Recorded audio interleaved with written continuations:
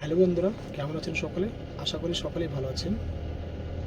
আজকে ভিডিওটি খুব গুরুত্বপূর্ণ হতে যাচ্ছে, তার কারণ যুবশ্রী টাকা ইতিমধ্যেই ব্যাংক অ্যাকাউন্টে ঢুকতে লেগেছে, কিন্তু ঢোকার প্রক্রিয়াটি একটু চেঞ্জ হয়েছে।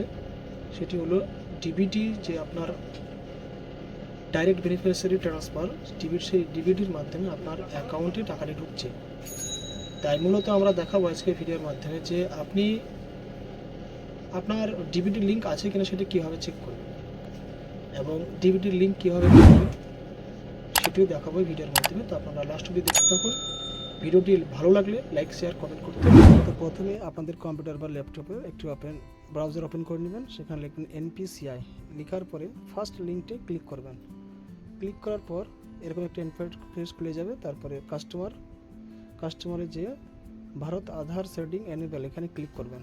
ক্লিক করার পর 3 নম্বর অপশন আছে আধার ম্যাপড স্ট্যাটাস, এখানে ক্লিক করবেন। ক্লিক করার পর আপনার আধার নম্বরটি এখানে নোট ডাউন করে দেবেন। করে দেওয়ার পর ভালো মতো করে এখানে আপনি আপনার ক্যাপচারটি দিয়ে দিবেন। দিয়ে দেওয়ার পর চেক স্ট্যাটাসে ক্লিক করবেন। তারপরে আপনার ফোনে একটি ওটিপি আসবে, সেই ওটিপিটি এখানে বসিয়ে দেবেন। বসিয়ে দেওয়ার পর কনফার্মে ক্লিক করবেন। তারপরে এখানে দেখতে পাবেন আপনার কোন ব্যাংকের সঙ্গে আপনার ডিবিটি লিঙ্ক হয়ে আছে। তো এইভাবে পুরো প্রক্রিয়াটি দেখে নেবেন এবং ভিডিওটি ভালো লাগলে কমেন্ট করতে ভুলবেন না। ধন্যবাদ।